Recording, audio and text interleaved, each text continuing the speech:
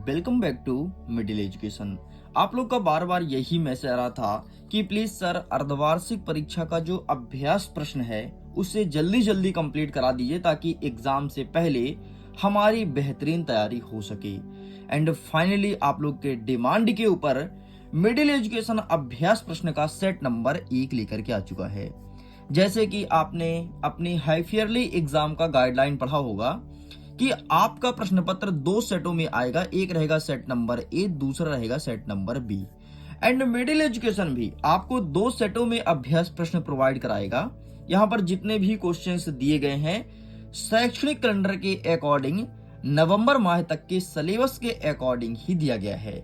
सो आपको सभी क्वेश्चंस को बहुत अच्छे से प्रिपेयर करना है, डेफिनेटली अपने एग्जाम में बेहतर स्कोर गेन करेंगे।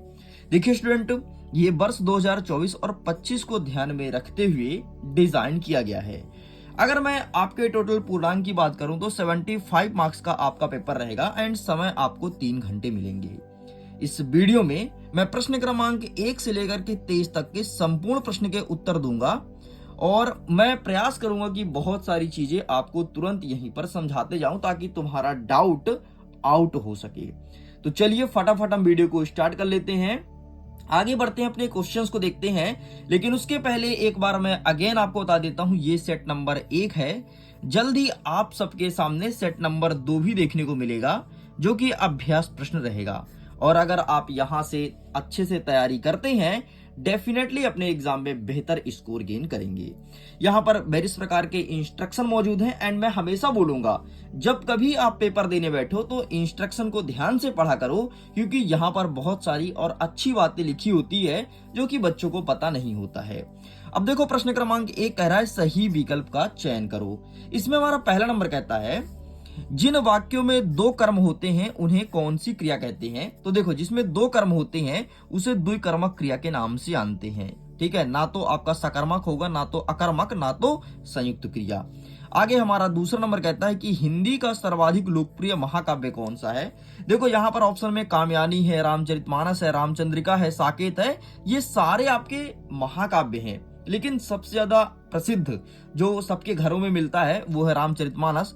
और मेरा ऐसा मानना है कि जितने भी हिंदू धर्म के लोग हैं सबके घर में रामचरितमानस होगा। क्या आपके घर में भी रामचरितमानस है या नहीं, कमेंट सेक्शन में जरूर लिखना। और अगर नहीं पता है तो अपने माता पिता दादा दादी से पूछ करके तब जाकर के कमेंट करना। That's it. आगे बढ़ते हैं, हमारा तीसरा नंबर कहता है काव्य की शोभा बढ़ाने वाले तत्व को क्या कहते हैं। तो जो काव्य की शोभा बढ़ाता है उसे अलंकार कहते हैं। ठीक उसी प्रकार से जिस प्रकार से महिला का शोभा कौन बढ़ाता है, आभूषण। ठीक है, आभूषण अगर कोई महिला पहन ले पूरा सर से लेकर के और पैर तक तो बहुत अच्छी लगती है। ठीक वैसे ही काव्य को अगर तुम्हें अलंकृत करना है तो वह अलंकार है। आगे बढ़ते हैं, नेक्स्ट कहता है चौपाई में कितनी मात्राएं होती है। तो 14, 20, 16 या 24। तो इसका सही आंसर आपको लगाना है ऑप्शन नंबर 16। चौपाई में 16 मात्राएं होती है। ठीक है, और बहुत सारी चौपाई हैं। जब आप हनुमान चालीसा का पाठ करते हो तो उसमें चौपाई सबसे पहले ही देखने को मिलता है। नेक्स्ट हमारा 5वां नंबर कहता है कि करुण रस का अस्थायी भाव क्या है। तो करुण का तो शोक है, ये तो हमें पता लग गया, लेकिन इसके अलावा और जो 3 दिया है ये किसका किसका है। तो देखो शांत का निर्वेद है, ठीक है, श्रृंगार का रति है और रौद्र जो है क्रोध का है। इस प्रकार से ये भी कंप्लीट होता है। 6वां नंबर कहता है शब्द गुण के कितने प्रकार होते हैं। तो देखो चाहे आपसे शब्द शक्ति पूछे या शब्द गुण, दोनों होते हैं 3 प्रकार के। अच्छा, शब्द शक्ति कौन कौन सा होता है, तो अभिधा, लक्षण, व्यंजना। और अगर मैं शब्द गुण की बात करूं तो ओज, प्रसाद और मधुर्य। तो इस प्रकार से आपको ऑप्शन नंबर 2 पे टिक करना है। मैं उम्मीद करता हूं आपको एक एक चीज अच्छे से समझ में आया होगा एंड आपके दिमाग में भी फीड हो रहा होगा। एक एक चीज को अच्छे से रट लो। आपके यही अभ्यास प्रश्न आपके वार्षिक में भी काम आएगा, क्योंकि यहां से क्वेश्चंस देखने को मिलेगा और इसको भरोसा नहीं है तो स्वयं आप भी देख सकते हो। इतना ही नहीं, अगर इसके पीडीएफ को डाउनलोड करना है लिंक डिस्क्रिप्शन बॉक्स में दिया गया है, चेकआउट कीजिए, अपने पीडीएफ को जल्दी से डाउनलोड कर लीजिए। आगे बढ़ते हैं, प्रश्न क्रमांक 2 कह रहा है रिक्त स्थान की पूर्ति कीजिए। पहला नंबर कहता है कि पंचवटी में कौन सा समास है। देखो जब पंचवटी का मैं समास विग्रह करूंगा तो पंचवटी मतलब होगा 5 बटों या 5 वृक्षों का समूह। तो 5 मतलब एक गिनती आया है, तो जब भी गिनती आए वहां पर होता है द्विगु समास, तो यहाँ पर आपको द्विगु समास लिखना है। नेक्स्ट, अर्थ के आधार पर वाक्य कितने प्रकार के होते हैं। तो अर्थ के आधार पर वाक्य 8 प्रकार के होते हैं, इस चीज को ध्यान रखिएगा। जिसके कारण अस्थायी भाव उत्पन्न होता है उसे क्या कहते हैं? तो जिसके कारण अस्थायी भाव जगी, जिसके कारण, जैसे सांप आया, ठीक है, सांप के कारण हमारे अंदर डर पैदा हुआ, तो जो डर आया है वो किस कारण है? सांप कारण। तो सांप आपका आलंबन कहलाएगा। तो यहां पर आपको आलंबन लिखना है, ठीक है। चलिए, इस प्रकार से मैंने लिख दिया। नेक्स्ट कहता है कामयानी क्या है? तो कामयानी एक महाकाव्य है, तो आपको यहां पर सिंपल सा महाकाव्य लिखना है। आगे बढ़ते हैं। सोठा छंद में कितने चरण होते हैं? तो सोठा छंद में 4 चरण होते हैं, इस चीज को ध्यान रखना। अब देखो, पहले और तीसरे चरण में 11-11 मात्राएं होती हैं और दूसरे और चौथे चरण में 13-13 मात्राएं होती हैं। इस चीज को ध्यान रखिएगा, बहुत ज्यादा जरूरी है ये। नेक्स्ट 6वां नंबर कहता है एक से अधिक अर्थ देने वाले शब्द क्या कहलाते हैं? तो जो एक से अधिक अर्थ दे उसे कहते हैं अनेकार्थी शब्द।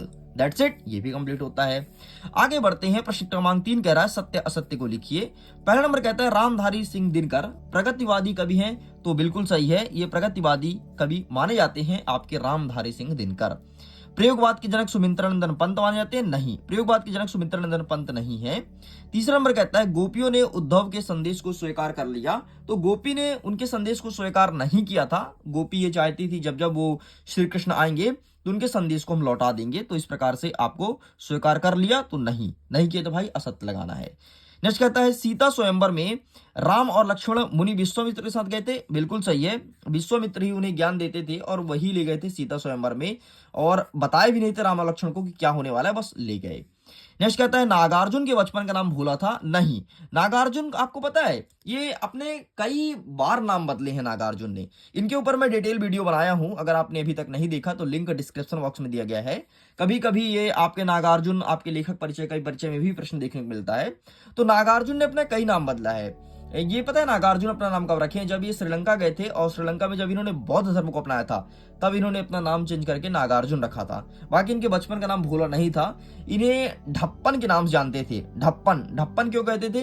क्योंकि इनके माता पिता के जितने भी बेटे थे सब खत्म हो गए थे, कोई बचता नहीं था, इसलिए बहुत अजीब नाम रखे थे। बाकी इस पर मैं डिटेल वीडियो बनाया हूं, जाओ देखो एक बार, मजा बहुत आएगा और नागार्जुन के बारे में पूरा जानकारी तुमको हासिल हो जाएगी। लिंक डिस्क्रिप्शन बॉक्स में दिया गया है, चेकआउट कर सकते हैं। इसके अलावा आप सिंपल सर्च भी कर सकते हो नागार्जुन कवि परिचय और मिडिल एजुकेशन पीछे लिख देना तो आपका वीडियोस आ जाएगा।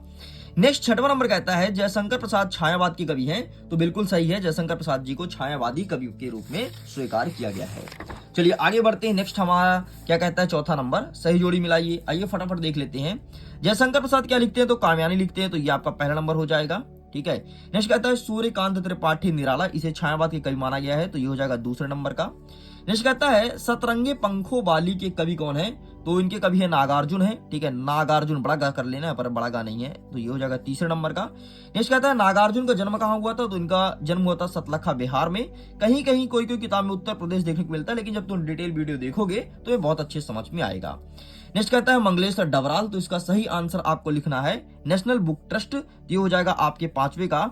एंड विनय पत्रिका, तो ये इसका हो जाएगा तुलसीदास, ये हो जाएगा 6वें का। इस प्रकार से आपका ये होता है कंप्लीट। आगे बढ़ते हैं। प्रश्न क्रमांक 5 कह रहा है एक वाक्य में उत्तर दीजिए।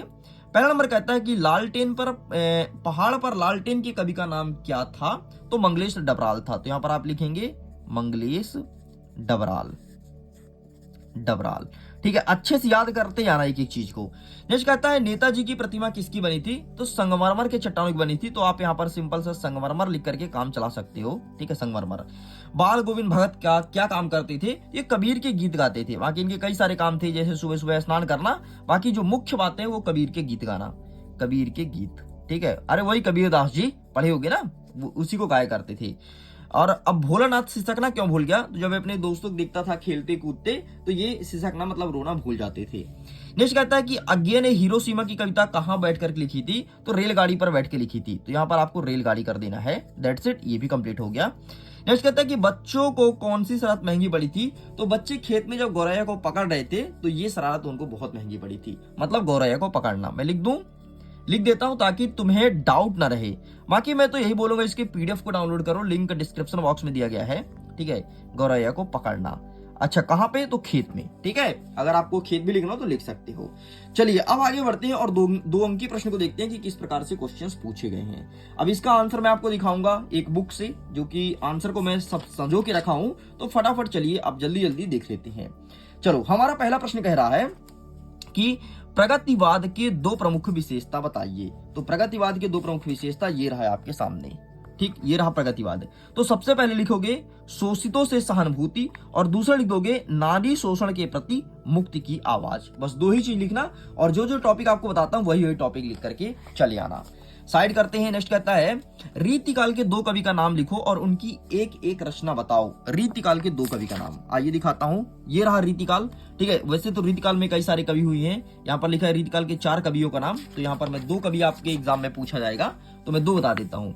सबसे पहले केशव और पद्माकर। ध्यान रखना केशव और पद्माकर रीतिकाल के 2 कवि हैं। इनकी रचना क्या है? तो केशव का देखो, केशव का कविप्रिय और रामचंद्रिका है और पद्माकर का क्या है? गंगा लहरी और जगत विनोद। ध्यान रखना, या फिर तुम बिहारी घरानंद भी याद रख सकते हो, लेकिन कवि और उनकी रचना गलत मत करना कि पता चले तुम परीक्षा में केशव का लिख दिए गंगा लहरी और जगत विनोद और पद्माकर का लिख दिए कविप्रिय रामचंद्रिका। ये मत करना भाई, नहीं तो नंबर कटेगा और बहुत बुरी तरीके से नंबर काटते हैं ऐसे शिक्षक।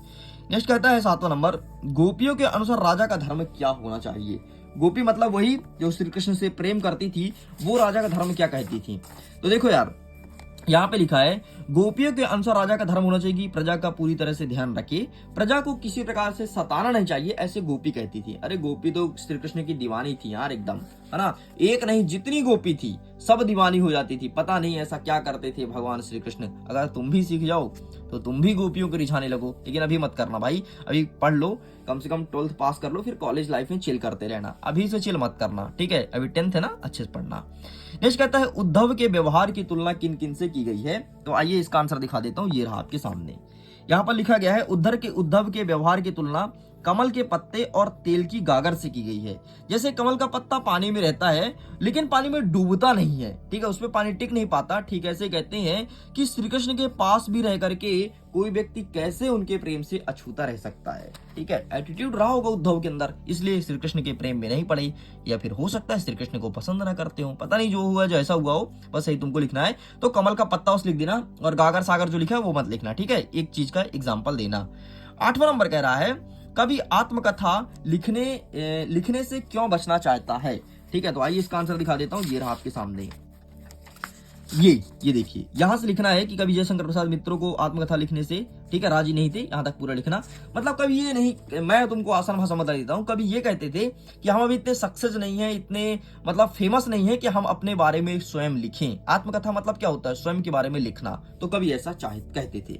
नेक्स्ट कहता है नाटक और एकांकी में अंतर लिखो। तो नाटक में भाई कई सारे व्यक्ति चाहिए, एकांकी में एक व्यक्ति है तो भी कर सकता है ना। नाटक में पात्रों की संख्या अधिक होती है, एकांकी में एक होती है। नाटक में नाटक जो चलता है काफी लंबा होता है और एकांकी छोटा होता है। इस प्रकार से तुमको लिखना है, 2 ही लिखना क्योंकि प्रश्न आपके 2 नंबर का है। लेकिन तुम नहीं मानोगे, तुम बिना आंसर देखे। तो ये देख लो भाई साहब, आंसर ये रहा आपके सामने। चलिए साइड करते हैं। नेक्स्ट हमारा 9वां नंबर कहता है कहानी किसे कहते हैं? किन्हीं 2 कहानीकार का नाम लिखो। कहानी किसे कहते हैं? ये रहा कहानी, ठीक है। कहानी किसे कहते हैं यहाँ पर लिखा गया है। कहानी एक कलात्मक छोटी रचना है, पूरा लिख लेना, ठीक है। और 2 कहानीकार का नाम, तो ये रहा मुंशी प्रेमचंद्र जो कि कफन लिखते थे और जयशंकर प्रकाश आकाशदीप लिखते थे। जयशंकर प्रसाद पे भी मैं डिटेल वीडियो बनाया हूं, आप देख सकते हो, बहुत मजा आएगा। बस कुछ मत करो, सिंपल सा जयशंकर प्रसाद लिखो और लिख दो पीछे middle education, already video top में आ जाएगा। नेक्स्ट आगे देखते हैं, रेखा चित्र किसे कहते हैं? एक रेखा चित्र लेखक का नाम लिखो। आइए अब आपके सामने मैं रेखा चित्र दिखाता हूं। ये रहा है आपके सामने रेखा चित्र, ठीक। रेखा चित्र मतलब रेखा चित्र में शब्दों की कलात्मक रेखाओं द्वारा किसी व्यक्ति, वस्तु तथा घटना के बाह्य और आंतरिक स्वरूप का शब्द चित्र अंकित किया जाता है और महादेवी वर्मा प्रसिद्ध रेखा चित्र है, ठीक। आगे बढ़ते, नेक्स्ट क्या कहता है? रिपोर्तार्ज से आप क्या समझते हैं? ये रहा आपके सामने रिपोर्तार्ज, ठीक। इसे भी देख लो भाई साहब। ये रिपोर्तार्ज फ्रांसीसी भाषा का शब्द है जिसका अर्थ रोचक और भावात्मक होता है। बस इतना आप तुमको लिखना है। आगे बढ़ते हैं। नेक्स्ट, रेखा चित्र और संस्मरण में 2 अंतर बताइए। तो ये रहा रेखा चित्र और संस्मरण में 2 अंतर। देखो इसमें अंतर ऐसे लिखा है, तुम ऐसे मत लिखना जैसे मैंने तुमको नाटक और एकांकी में दिखाया ना, ऐसे लाइन खींच के ऐसे अंतर लिखना, ठीक, ज्यादा अच्छा रहेगा। चलिए बाकी मैं इसे साइड करता हूँ, इसका फोटो क्लिक कर सकते हो। आगे बढ़ते हैं। नेताजी सुभाष चंद्र बोस की मूर्ति को देख करके लेखक के मन में कौन सी कमी खटकने लगी? अरे उनके मूर्ति पर चश्मा नहीं पहना था, याद है ना तुमको? बस लेखक के मन में वही कमी खटकती थी। लेकिन मैं तुमको आंसर दिखा देता हूं, क्या होगा इसका सही आंसर। कौन सा प्रश्न है? प्रश्न क्रमांक 11, ठीक। तो प्रश्न क्रमांक 11 का आंसर ये रहा आपके सामने। ये देखो, ये लिखा है, नेताजी सुभाष चंद्र बोस की मूर्ति देखकर लेखक के मन में कमी खटकने लगी क्योंकि उनकी आंखों पर संगमरमर का चश्मा नहीं था। बस खत्म। नेक्स्ट आगे बढ़ते हैं कि भोलानाथ अपने साथियों को देख करके सिसकना क्यों भूल जाता था, मतलब रोना क्यों भूल जाता था। तो आओ भोलानाथ को दिखाते हैं। अरे भोलानाथ सिंपल सा मित्रों को देख लेता था। मैं तुमको बता देता हूँ, तुम इसे लिख सकते हो अपने से। वो मित्रों को देख लेता था, खेलते कूदते तो उसे सारी बातें याद आ जाती थी, इसलिए उससे सिसकना भूल जाता था। यहाँ पर आंसर लिखा गया है, आप इसका फोटो क्लिक कर लेना। ठीक है, आगे बढ़ते हैं। नेक्स्ट क्या कहता है 12 नंबर, दोहा का परिभाषा एग्जाम्पल सहित लिखना है। तो आइए मैं आपको दोहा दिखा देता हूँ कि क्या होता है दोहा। ये रहा, देखो दोहा जो होता है उसके पहले और तीसरे चरण में 13-13 मात्राएं होती हैं, और इसमें कितने होती हैं, दूसरे और चौथे में 11-11 मात्राएं होती है। कुल इसमें 24 मतलब 24 मात्राएं होती हैं। बस इतना तुमको लिखना है। एक एग्जांपल दे देना दोहा का। कई सारे दोहा है यार, मंगल भवन, अमंगलहारी, ये सब दोहा ही है। नेक्स्ट आगे कहता है अनुप्रास अलंकार को परिभाषित कीजिए। सबको पता है, बच्चे बच्चे को पता है कि ऐसा कोई वाक्य, ऐसा कोई शब्द जिसमें एक ही शब्द की आवृत्ति बार बार हो, उसे कहते हैं अनुप्रास अलंकार। ध्यान सुन लो, एक ही शब्द की आवृत्ति बार बार हो उसे अनुप्रास अलंकार कहते हैं। जैसे चारुचंद्र की चंचल किरणें खेल रही थी जलथल में। इसके अलावा चंदू के चाचा ने चंदू के चाची को चांदनी चौक में चांदी की चम्मच से चटनी चटाई। ठीक है, ये फिर इसमें और जोड़ सकते हो, चंदू के चाचा ने चंदू की चाची को चांदनी की रात में चांदी की चम्मच से चटनी चटाई। कुछ भी लिखो यार, बस चा चा चा चा बार बार आना चाहिए। नेक्स्ट हमारा 13 नंबर कह रहा है कि छायावाद की 2 प्रमुख विशेषता। आइए मैं आपको होमवर्क देता हूं, इसको आप स्वयं अटेंड करेंगे। ठीक है, चलिए नेक्स्ट कहता है अथवा में कि यमक अलंकार किसे कहते हैं। तो यमक का अर्थ होता है चिपका हुआ, सॉरी श्लेष का अर्थ होता है चिपका हुआ। यमक का मतलब ये होता है कि एक ही शब्द की आवृत्ति 2 बार आई लेकिन उसका अर्थ अलग अलग हो। एग्जाम्पल देखना, जैसे कनक कनकते 100 गुनी। मैंने क्या बोला, कनक कनकते 100 गुनी, मादकता अधिकाय, या पाए बौराय नर, या खाए बौराय। तो एक कनक का मतलब होता है सोना, गोल्ड। अगर किसी को गोल्ड मिल जाए पागल हो जाएगा। और एक कनक का मतलब होता है धतूरा, अगर उसे धतूरा खा ले पागल हो जाएगा। अरे वही धतूरा फूल जो शंकर जी में चढ़ता है। ठीक, तो इस प्रकार से आप इसे लिख सकते हो। हमारा 14 नंबर कहता है रीतिकाल को श्रृंगार काल क्यों कहा जाता है। तो आइए इसका आंसर दिखा देता हूं कि क्यों कहते हैं रीतिकाल को श्रृंगार काल। ये लिखा है, रीतिकाल काव्य में श्रृंगार रस की अधिकता वर्णन होती है, इसलिए रीतिकाल को श्रृंगार काल के नाम से जाना जाता है। अथवा कहता है महाकाव्य और खंड काव्य में अंतर बताना है। तो आइए फटाफट अंतर बता देते हैं महाकाव्य और खंड काव्य में। तो ये रहा आपके सामने महाकाव्य और खंड काव्य में अंतर। प्लीज टेक अ स्क्रीनशॉट, आप इसका फोटो खींच लीजिए। अंतर ऐसे मत लिखना, नहीं तो नंबर कटेंगे। अंतर लिखने का सही तरीका मैंने आपको अभी बता दिया है। नेक्स्ट हमारा 15 नंबर कहता है कि प्रबंध काव्य के 2 भेद बताइए। ठीक है, तो आइए प्रबंध काव्य के 2 भेद बताते हैं। तो ये रहा आपके सामने, प्रबंध काव्य विषय प्रधान एवं वर्णनीय होता है। इसमें कथा वस्तु के अनुकूल घटना विशेष का क्रमबद्ध रूप से काव्यात्मक वर्णन होता है। इसके 2 भेद, एक हो गया महाकाव्य और दूसरा हो गया खंड काव्य। ये प्रबंध काव्य का भेद है। ठीक है, नेक्स्ट छंद का डेफिनेशन बताना है, छंद का परिभाषा, छंद क्या होता है। तो आइए दिखा देता हूं छंद। ये रहा है आपके सामने छंद। जिस रचना में अक्षरों तथा मात्राओं की संख्या अनिश्चित होती है, जिसमें यति गति तुक आदि का ख्याल रखा जाए, उसे छंद कहते हैं। 2 प्रकार का होता है, मात्रिक और वार्णिक। बस इतना लिखना, इसका डिटेल मत करना। जब कभी 3 नंबर 4 नंबर का प्रश्न पूछे तो डिटेल करना। ये प्रश्न पूछेगा 2 नंबर का, इसलिए ज्यादा डिटेल नहीं करनी है। नेक्स्ट 16 नंबर कहता है कि आत्मकथा और जीवनी में अंतर बताइए। तो आइए दिखा देते हैं आत्मकथा और जीवनी में अंतर। आत्मकथा और जीवनी में क्या अंतर है, ये आपके सामने रहा। ठीक है, जीवनी और आत्मकथा में अंतर ऐसे लिखा है, ऐसे मत लिखना, मैंने पहले ही समझा दिया है।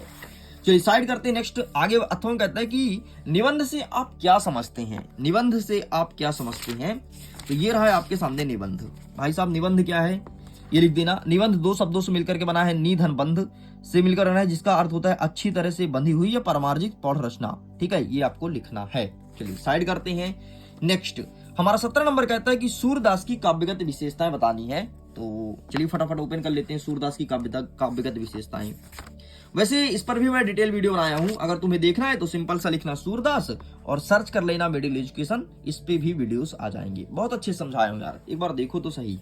नेक्स्ट अथवा कहता है कि चौपाई छंद का उदाहरण दीजिए। चौपाई छंद, आइए चौपाई छंद बताते हैं आपको। चौपाई छंद क्या होता है, उदाहरण बस पूछा है क्या। हाँ उदाहरण बस पूछा है। ठीक है, तो आइए उदाहरण बस देख लेंगे क्या दिक्कत है। ये रहा चौपाई छंद का उदाहरण। ठीक है, ये मत लिखना डेफिनेशन, केवल उदाहरण लिख देना। मंगल भवन अमंगल हारी, बाकी तुम सब जानते हो। आगे बढ़ते हैं। 18 नंबर कहता है एक गद्यांश दिया गया है, पद्यांश दिया गया है, जिसमें संदर्भ प्रसंग सहित व्याख्या करना है। बादल गरजे घेर घेर घोर गगन धराधर ऊ। ठीक है, ये दिया गया है। तो आइए फटाफट इसका भी आंसर देख लेते हैं कि इसका सही आंसर आपको क्या लिख करके आना है। सारे क्वेश्चंस को अच्छे से प्रिपेयर कर लेना, वरना बाद में पछताना पड़ेगा। ठीक है, ये रहा संदर्भ, ये रहा प्रसंग और ये रहा भावार्थ, ये तुमको लिखना था। आगे बढ़ते अथवा क्या कहता है, कहीं सांस लेते हो, घर घर भर भर देते हो, उड़ने उड़ने को नभ में तुम पर कर देते हो, आंख हटाता हूं तो हट नहीं रही है। तो ये रहा भाई साहब, कहीं सांस लेते हो, पूर्वर्त मतलब यही आपको संदर्भ लिखना है, बाकी इसका फोटो खींच सकते हो। चलिए साइड करते हैं। नेक्स्ट हमारा 19 नंबर कहता है, आपको एक गद्यांश दिया है, इसका संदर्भ प्रसंग सहित व्याख्या करना है, मतलब संदर्भ लिखना है, फिर प्रसंग और व्याख्या मतलब अर्थ। ये तीन चीज आपको लिखना है। ठीक है, तो बाल गोविंद भगत वाले पाठ से दिया गया है। तो फटाफट मैं वो पाठ को खोल लेता हूं और इसके आंसर को भी टिक करा देता हूं। तो क्या है, बाल गोविंद जाए ना, ये रहा आपके सामने। ठीक है, ये रहा संदर्भ। संदर्भ में दिखा देता हूं, संदर्भ में क्या लिखना है। संदर्भ में आपको ये चीज लिख करके आना है। ठीक है, ये गद्यांश बाल गोविंद भगत पाठ से लिया गया है, इसके लेखक का नाम रामवृक्ष बेरीपुनी है। ठीक है, और ये तुमको लिखना है। चलिए तो साइड करते हैं, ये भी कंप्लीट होता है। आगे कहता है नवाब साहब वाला दिया गया है। तो आइए नवाब साहब वाला देख लेते हैं। तो ये रहा नवाब साहब वाला प्रश्न और ये रहा इसका उत्तर। ठीक है, संदर्भ में क्या लिखोगे, तो संदर्भ में मैं दिखा देता हूं, ये लिखना है इस बार संदर्भ में। ठीक है, प्रस्तुत गद्यांश हमारी पाठ्य पुस्तक लखनवी अंदाज नामक पाठ से लिया गया, इसके लेखक यशपाल जी हैं। ठीक है, चलिए तो ये भी साइड करता हूं।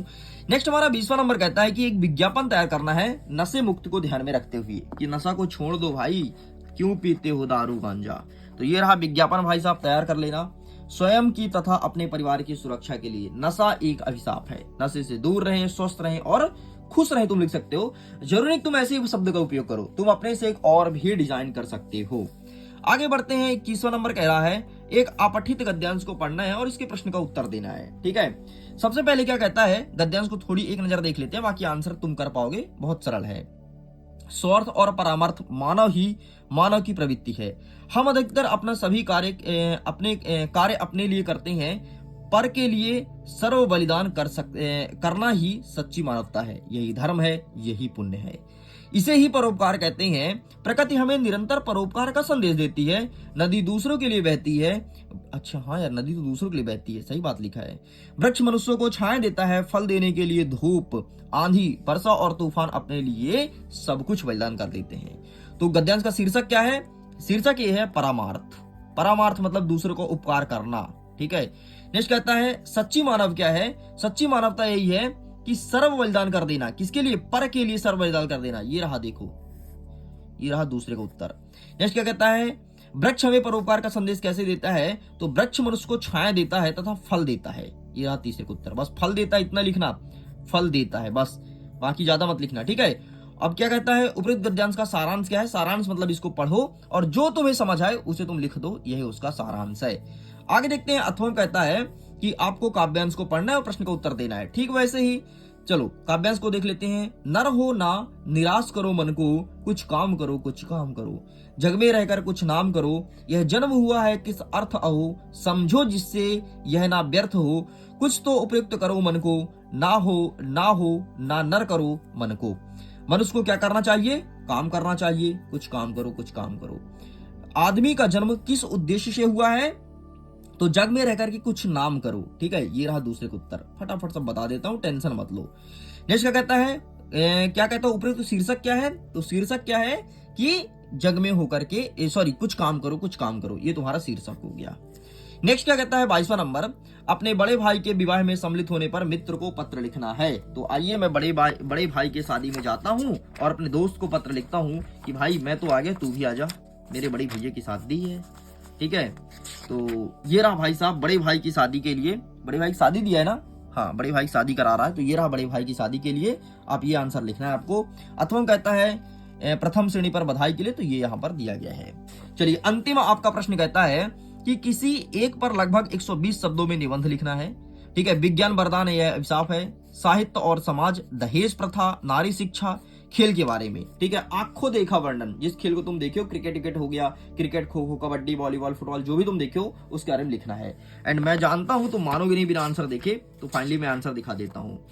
लो दहेज प्रथा के ऊपर देख लो, और दहेज प्रथा को रोकना चाहिए। आप भी अच्छा सक्सेस हो जाना, कभी अच्छा खासा पैसा कमाना, दहेज मत लेना। ठीक है, दहेज के खिलाफ हूं मैं, और आप भी खिलाफ रहिए। दहेज ना तो लीजिए ना तो दहेज दीजिए। ठीक है, इस प्रकार से आपका ये कंप्लीट होता है। लीजिए स्टूडेंट, पूरा कंप्लीट करते हो। वीडियो कैसा लगा?